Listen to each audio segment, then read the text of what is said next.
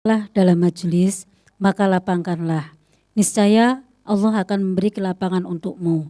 Dan apabila dikatakan berdirilah kamu, maka berdirilah. Niscaya Allah akan meninggikan orang-orang yang beriman di antaramu dan orang-orang yang diberi ilmu pengetahuan beberapa derajat. Dan Allah Maha mengetahui apa yang kamu kerjakan. Yarfa'illahu alladhina amanu minkum walladhina utul ilma darajat. Kalau dibuat rumus matematik untuk menggapai derajat itu gampang. Amanu plus utul ilma sama dengan derajat, titik. Iman saja bagus. Tapi kalau diberi dengan ilmu, pemahaman ilmu yang totalitas, akan mengangkat derajatnya di hadapan Allah. Ilmu saja tanpa iman akan sia-sia. Sebab cenderung akan berbuat dolim. Senjata itu tergantung siapa yang megang. Tergantung. Uang itu tergantung siapa yang megang. Meskipun dia miliarder karo imannya kuat, begitu zakat dia keluarkan zakat. Begitu infak dia keluarkan infak. Dia tahu bahwa semuanya adalah titipan untuk investasi ukhrawi, perlu amal jariah, amal soleh dan lain sebagainya. Barang kena wong sing gak duwe ilmu, waduh. Kati ngetok napa medhit waca nyambut gane sara iki. Dewangi kepingin sugih mangan iku masyaallah. Esuk puhung. Sore telo. Bengi banyu putih tok alasane ben sehat. Wah, iki sehat iki. Yang penting kan pola makan. Waduh, jare marati enggak blong medhit kon lho ngono. Padahal saya ingatkan di mana-mana, kalau dia punya ilmu, tahu bagaimana memanage yang namanya harta benda, kalau ingin bertambah, ayo zakat, infak, sedekah perbesar. Niscaya semuanya akan bertambah. Sebelum kita lanjutkan, mari kita ikuti yang tidak lewat satu ini.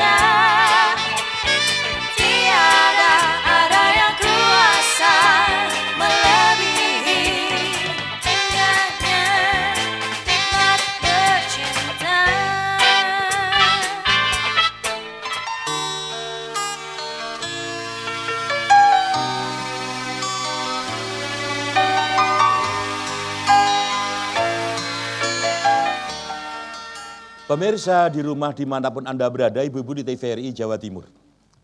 Masih kaitannya dengan masalah ilmu.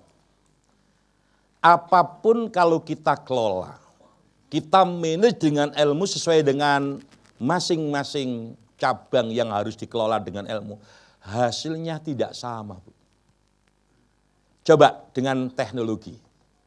Dulu orang yang bekerja kaitannya dengan ngelinting rokok manual, hasilnya siji.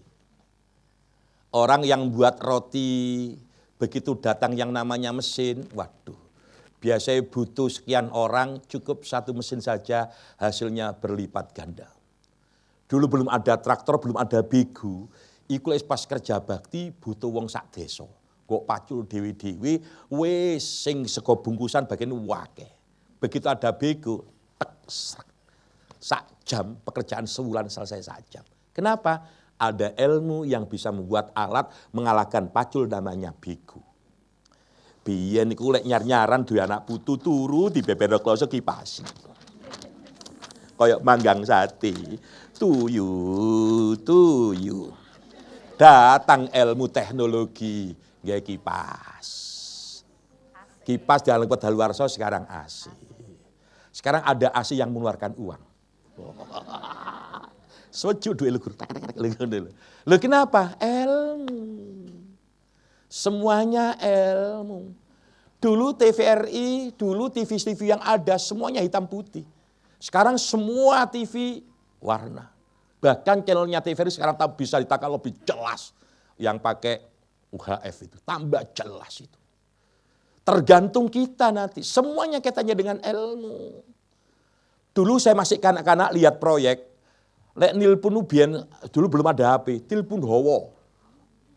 Sampeyan dan saya sing desa kan ono wadahe wedak dikei benang. Halo sing ngidan. Padahal wong sing ngidan kok halo. Gak muni pedhot ditotok, gak muni. Kon kesuwen kon aku halo aja sebut. Masalah baru berkembang. Sekarang yang namanya alat komunikasi bukan hanya sekedar untuk itu. Benda kecil bisa mengakses informasi dunia.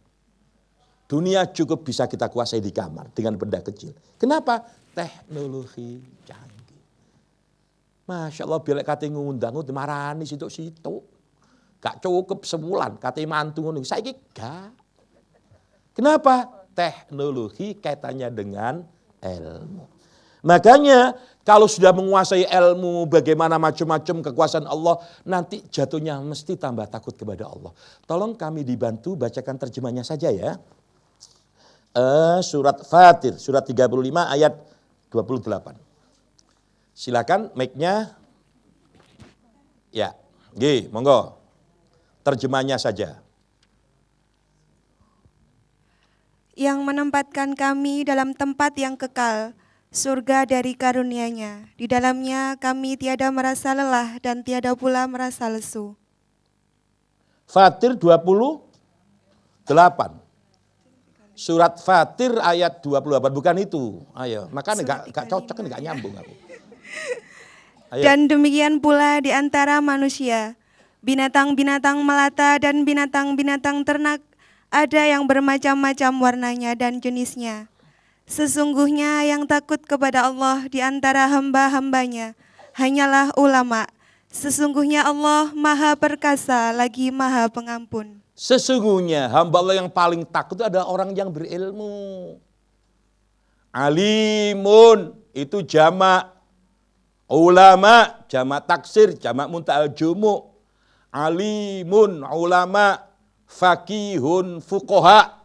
Nah, top-topnya orang kalau sudah alim, ikut tambah wedi nang Allah. Ngerti bagaimana nanti sepedinya siksa kubur. Mulai sekarang dia investasi ukhrawi kaitannya dengan persiapan untuk masuk kubur. Bolak-balik tak ingatkan di mana-mana. Manusia itu dibagi 3/3. Sepertiga kembali kepada Allah. Sepertiga kembali pada dirinya, sepertiga kembali untuk tanah dan cacing. Sepertiga kembali untuk Allah, apa itu ruhnya. Yang kembali untuk diri padanya, amal ibadahnya. Yang kembali kepada tanah dan cacing adalah jasad kasarnya. Maka nilono wong lemu mati, cacing seneng. Ini makanan empuk ini ya. Ini makanan empuk. Tapi karena pernah mendengarkan ilmu yang datangnya dari ulama dari tabi'in sampai kepada Rasulullah, orang yang istiqomah baca Al-Quran meskipun tidak hafal, besok jasad kasarnya tidak akan pernah disentuh oleh cacing-cacing tanah. Ojo amin tok wacon pengumuman. Loh. Sampai ngomong lemu mesti delok aku. Jari sing cacing, iki kuru enak. Kali belum tok sedot susu bis. Waduh. Wah balunge jaging wis entek susu meh, slup ngono. Lah. Kenapa? Enggak usah khawatir karena ilmu yang diamalkan, ilmu yang manfaat itu cirinya ilmu yang dipraktekkan dalam kehidupan keseharian. Dengan ilmu sesuatu yang tidak mungkin menjadi mungkin. Sesuatu yang impossible menjadi possible. Coba tolong kami dibantu bacakan terjemahnya surat An-Naml, surat semut ya. Surat yang 27, surat nomor 27 ayat 39. Silakan terjemahnya saja. Ifrit dari golongan jin berkata, akulah yang akan membawanya kepadamu sebelum engkau berdiri dari tempat dudukmu. Dan sungguh aku kuat melakukannya dan dapat dipercaya. Teruskan. Seorang yang mempunyai ilmu dan kitab berkata, Itu yang saya kendaki. Aku akan membawa singgasana itu kepadamu sebelum matamu berkedip. Maka ketika dia Sulaiman melihat singgasana itu terletak di hadapannya, dia pun berkata, ini termasuk karunia Tuhanku untuk mengujiku. Apakah aku bersyukur atau mengingkari nikmatnya? Barang siapa bersyukur, maka sesungguhnya dia bersyukur untuk kebaikan dirinya sendiri. Dan barang siapa ingkar, maka sesungguhnya Tuhanmu Maha Kaya, Maha Mulia. Tatkala Nabi Sulaiman hendak memindahkan kerajaan Ratu Bilqis, coba. Seluruh pasukannya dikumpulkan, baik dari golongan manusia dan jin. Siapa di antara kalian yang mampu memindahkan kerajaan Ratu Bilqis dalam waktu sekejap? Ifri dengan congkak dan sombongnya. Saya. Bagaimana caranya? Cara kerjamu. Sebelum Anda berdiri dari tempat duduk, lalu duduk lagi, kerajaan Ratu Bilqis sudah di depan mata Anda. Apa ada yang lebih cepat? Maka datang yang namanya dakhiyah. Ada orang yang dikaruniai ilmu oleh Allah. Saya insya Allah bisa Nabi Sulaiman. Tawadhu. Bagaimana cara kerjamu? Sebelum meripat panjangan ketip sudah datang. Silahkan dikerjakan. Begitu belum ketip, kerajaan Ratu Bilqis teko kabeh. Durung ono sing marisi ilmune dakhiyah iki rek. Kok di antara umat Islam ono sing hebat marane Gusti Allah ilmu ngene iki gak perlu wedi karo negara liya. Mau diserang Amerika, kapal selami dipindahno alas Kalimantan. Cret. Jembret gak iso budal ini. Apakah bisa? Bisa. Buktinya kerajaan Ratu Bilqis dipindah oleh orang yang punya ilmu. Yang punya ilmu, bukan yang punya harta benda. Sing duwe ilmu. Masya Allah. Baru setelah berada di depan Nabi Sulaiman, dia mengatakan, hadza min fadlillah. Tawadhu. Ini semua anugerah Allah Nabi Sulaiman.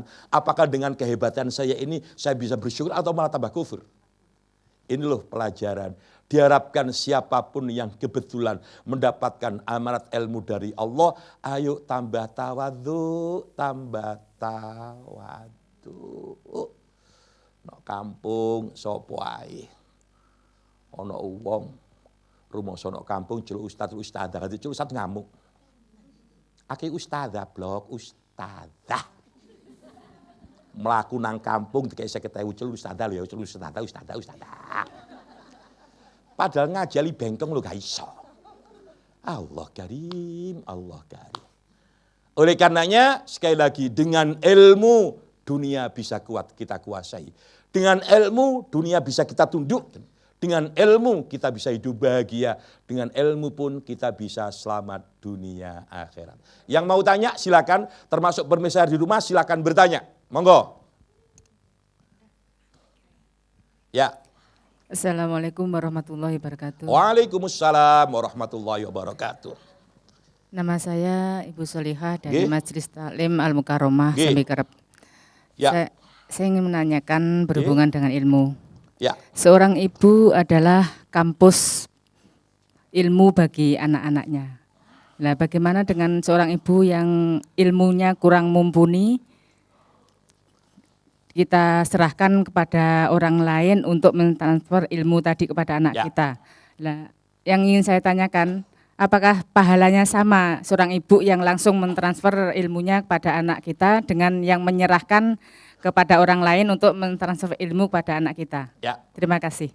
Assalamualaikum warahmatullahi wabarakatuh. Waalaikumsalam. Berangkat dari statement atau makalah Arab, al-ummahatu madrasatul ula li auladina. Hakikatnya ibu itu adalah sekolahan yang pertama kali dikenal oleh putra-putrinya. Jadilah sekolah yang bisa menyelamatkan anak-anak kita. Minimal tatkala NTI jangan lupa baca basmalah. Senajan baik kita belum bisa baca basmalah. Tatkala memberikan pakaian kepada anak, bacakan doa. Tatkala nyisir anak, bacakan doa.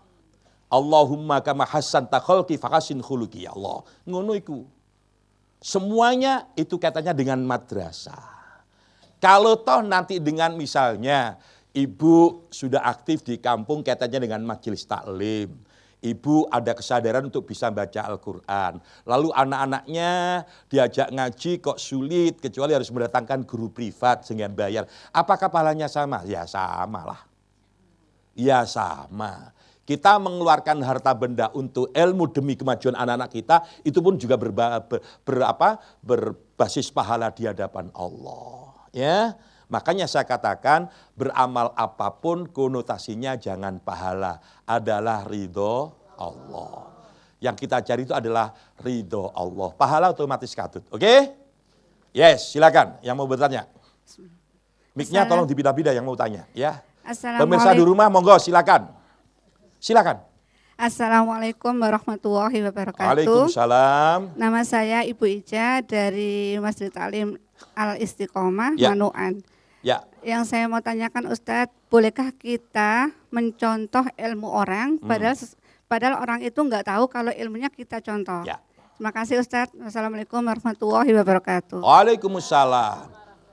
Bolehkah kita mencontoh ilmu seorang padahal yang bersangkutan nggak tahu kalau kita contoh ilmunya? Ini loh katanya Ali bin Abi Thalib, bedanya harta benda dengan ilmu. Ilmu itu semakin kita kasihkan kepada orang, maka kita pun akan semakin bertambah ilmu kita. Tapi harta benda kita kasihkan, wassalam. Ibu punya sepeda motor, kalau ratenya api, sepeda motorku. Lah sampean, aku melaku wae. Umpama begitu. Habis harta benda berbentuk sepeda. Tapi kalau ilmu, guru sampean ingat. Guru SD kita, madrasah kita, SMP kita mengajarkan kita, wanai tambah pinter-pinter, gurunya ya tambah pinter. Ilmunya tidak berkurang. Makanya kalau kita nyontoh ilmu orang, maaf, ya ilmunya yang bersangkutan ya tidak akan pernah habis. Justru akan lebih baik kalau kita pamit. Sampean niku lho, tak delok-delok lek nggih pakaian kok cik pantes itu kudu ndenggo aku nggih dhewe kok. Tak potong-potongi dhewe. Ngono ku pirang tahun? 3 tahun ketari. Ya, nyulami karo ngene. Umpama harus nyontek, tolonglah izin pada yang bersangkutan. Itu artinya memuliakan yang bersangkutan punya ilmu. Oh, malah lek gesa tambah diurui. Ojo ngono. Loh, aku tak delok iku lho. Sampe lagi apem lho kok mekar-mekar ngono. Aku gawe kok tambah puret ngene. Lah mau wis tambahi tepung durung nangkane. Lek takon kan dituntun ahli ini, ya kan? Iya. Silakan kalau ada lagi. Assalamualaikum warahmatullahi. Nggih, berdiri Ibu. Gantosan nggih. Ya, gantian. Assalamualaikum warahmatullahi wabarakatuh. Waalaikumsalam. Nama saya Hajah Nuryati dari Majelis Taklim Al-Husna Pucang Anom. Ini Pak Yai, saya mau menanyakan tentang seseorang yang mempunyai ilmu tinggi, tapi dia tidak mau mengamalkannya. Gimana hukumnya? Bagus. Wassalamualaikum warahmatullahi wabarakatuh. Ada yang mau jawab sebelum saya? Ada orang punya ilmu, padahal ilmu ini sangat dibutuhkan untuk masyarakat tentang asas manfaatnya. Gak tak geduk tularno. Masih kon bayar piro gak? Aku biyen soro kok. Misalnya begitu. Apa kata Rasulullah? Besok sebelum orang-orang diadab, disiksa di neraka, orang ini yang pertama kali disiksa oleh Allah. Jadi ilmu itu, ayo kita geduk tularkan kepada yang lain. Kalau manfaat panjangan dan saya sudah kabudut karena sudah wafat, selama ilmu itu masih manfaat untuk masyarakat luas terus, selama itu pula kita mendapatkan hasil kebaikan dari Allah. Ini namanya au ilmin yuntafa'ubi, tidak harus ustadz, tidak harus kiai, tidak harus guru, siapapun yang memberikan pengetahuan, memberikan asas manfaat untuk maslahatil ummah, itu dia termasuk au ilmin yuntafa'ubi. Meskipun yang bersangkutan sudah kabudut, sudah sowan di hadapan Allah. Makanya urusan ilmu ojo medit. Cuman harus disesuaikan dengan kadar kemampuannya. Durung waya diulangi iki mbok. Tetap dikajarkan, tapi sesuaikan dengan kemampuan yang bersangkutan. Ya, makanya ada ungkapan. Iya. Silakan TVRI. Halo, pemirsa di rumah. Halo, silakan, monggo Pak. Kedengaran suara jenengan.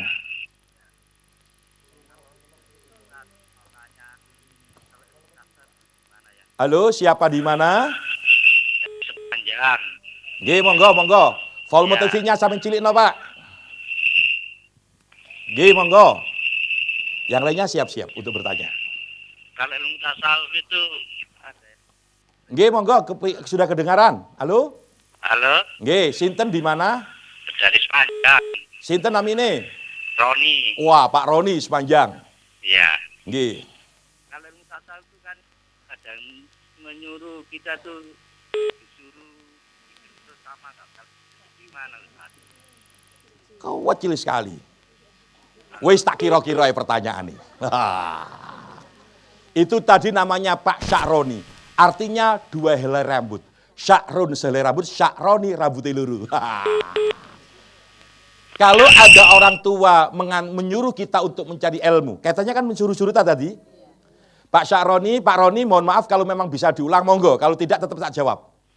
Halo? Ya, monggo Pak Roni. Ya, ini loh Pak Ustaz. Monggo ya napa? Pakai HP ya? Silakan Ibu sambil menunggu yang lainnya ya. Monggo, waktunya terbatas. Assalamualaikum Silakan pemirsa di rumah, monggo hubungi TVRI. Assalamualaikum warahmatullahi Waalaikumsalam wabarakatuh. warahmatullahi wabarakatuh. Dengan Ibu Nikmatur Rahmah Ya. dari Majelis Al-Hikmah Banjarsari Cerming Gresik. Ya. Anak didik sekarang Pak Ustadz itu lebih hiperaktif atau tingkah yang banyak Ya. dan lebih berani pada guru dibandingkan perilaku anak didik Pertanyaannya, yang terdahulu ya Pak ya. Ya. Pertanyaannya dengan cara apakah kita mendidik anak Ya. sekarang? Terima kasih. Wassalamualaikum warahmatullahi Waalaikumsalam wabarakatuh. warahmatullahi wabarakatuh. Ada ungkapan Arab, kalimin nasa biqadri ukulihim. Ajak manusia berbicara sebatas kadar kemampuannya untuk menangkap apa yang kita bicarakan. Kalau kita berbicara kepada anak-anak, tentunya kaitannya dengan dunia anak. Sebelum saya menjawab dulu. Kalau orang dewasa, tentunya bicarakan tentang orang dewasa. Lingkungan kita berada di mana? Awak dewe nok ngono pertanian nok kampung tuk situ nok kota. Ngomong pertanian. Bapak kalau pertanian ingin maju, Pak ya, tolong ya. Airnya itu sampean ukur sekian derajat. Pupuknya sekian kilo. Jadi wong desa kecuwen. Rumuskan yang plek, gak mene Pak, plek tadi. Wong kono gak butuh. Nah, sama tatkala kita berhadapan dengan anak, tolong pemahaman kita tentang masalah dunia anak. Karena ada anak yang hiperaktif macam-macam, ya tolong dikasih kesibukan bagaimana sekiranya dia tertuju kepada apa yang harus kita ajarkan. Maaf loh ya, dulu anak-anak kita nggak tahu dunia informasi luar, sekarang pinter-pinter. Justru kita nggak tahu informasi luar, mereka sudah tahu. Makanya kalau ada anak yang pinter bertanya yang sekiranya kita nggak bisa jawab, ojo dimarahi, kewalat nak, guru nih, loh ya guru cari malaikat ya kon dewi blok sing kualat ya kon. Makanya jadi guru itu penguasanya jauh lebih. Saya dulu waktu di pesantren, suruh belajar itu males. Begitu ada pengabdian, sebelum diizinkan untuk pulang, setelah kelas 6 harus ada pengabdian. Ternyata belajarnya seorang guru itu 2 kali lipat daripada murid. Kenapa? Khawatir kok ditakoni gak iso jawab, tambah nggo wedu. Biyen dadi santri gak tau belajar, barang dadi ustad-ustadan. Belajare nggetu. Makanya kalau kita dihadapkan pada anak yang hiperaktif, anak yang cerdas, nggak usah dikutuk anak itu. Bagus kamu, hebat. Kamu tahu ini dari mana? Dari internet. Gimana? Lo gak usah jawab, takoni jawab dewi. Tergantung bagaimana kita tentang metodologi dan sistematika mengajarkan kepada anak. Intinya ilmu nyambung, anak pun juga paham. Wong bodoh diceritani sing wah ki indah. Padha karo ngomongi wong melarat dijak sedekah. Monggo sedekah ganjaran jare wong iki. Aku ora dina durung mangan blok. Lek ngaji do ono beras, silakan. Monggo siapa? Di mana? Assalamualaikum. Waalaikumsalam. Saking waru. Nggih, sinten? Nggih, monggo. Pak, Nggih. tiang nyolong niku elek malih tiang yang nyolong sholat itu maksudnya ya nopo sih Pak? Oh begitu. Oke. Sampun. Sinten nami sampean? Pulau Jayin Waru Pak. Wah Jayin. Oke bagus. Ono wong nyolong kuwi elek. Nyolong sholat itu piye? Bisa waktunya, bisa lebih cepat makmumnya ketimbang imamnya. Waktunya ya apa? Sholat asar barang oleh 2 rakaat maghrib teko. Jenenge sarip asar karo waktune nyolong-nyolong ngono. Jare malaikat awas kon tak gibeng kon. Nah, bisa jadi. Kaitannya dengan nyolong sholat itu apa sih? Ada yang mengatakan nyolong-nyolat itu langkahnya lebih awal ketimbang imamnya. Ada yang bacaan-bacaannya dikurangi. Dia tidak berjamaah, dia sendirian.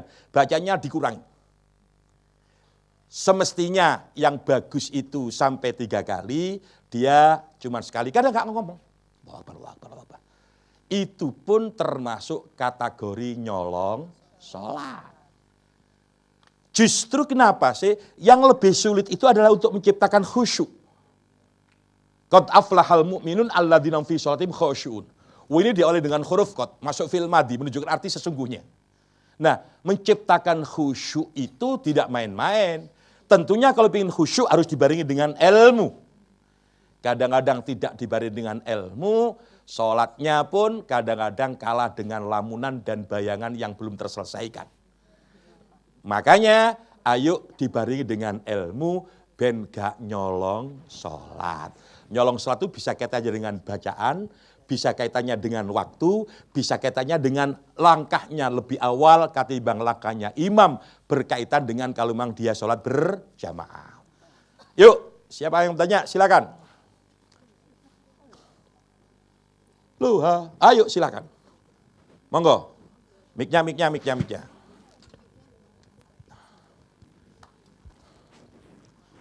Ya. Assalamualaikum Yang mau tanya warahmatullahi siap-siap. wabarakatuh. Yang di rumah monggo siap-siap. Saya dari Ibu Dian dari Majelis Taklim Al Istiqomah mau bertanya Ustadz. Ya. Apa hukumnya dengan seseorang yang mengikuti ilmu atau mengajari ilmu hitam dan di zaman Nabi dulu apa ada ilmu hitam? Ustadz? Ya. Assalamualaikum warahmatullahi wabarakatuh. Waalaikumsalam warahmatullahi wabarakatuh. Ono ilmu hitam kayak studio TV. Hitam. Ono ilmu putih kayak seragam ibu iki. Itu hanya sekedar istilah. Ilmu putih itu ilmu yang kaitannya dengan kebenaran yang datangnya dari Allah, yang asasnya memberikan asas manfaat. Kalau ilmu hitam itu mesti kaitannya dengan sihir, guru utamanya adalah setan, mesti memberikan asas kerusakan, mafsadat kepada orang lain. Bisa kepada diri pribadinya, kepada orang lain. Jadi ilmu hitam itu jangan digeduk tularkan kepada orang lain. Ilmu gendam. Kesimpulannya, Bu, zaman Nabi sudah ada ya, tolong kalau hidup kita ingin bahagia, carilah ilmu. Kalau ingin maju selama dunia akhirat tetap ilmu. Jangan lupa pemirsa di rumah setiap Selasa jam 3 ikutlah pengajian Assalam di TVRI. Muga-muga bahagia kabeh, selamat kabeh, melbu swarga kabeh. Kula mohon maaf billahi taufik wal hidayah. Assalamualaikum warahmatullahi wabarakatuh.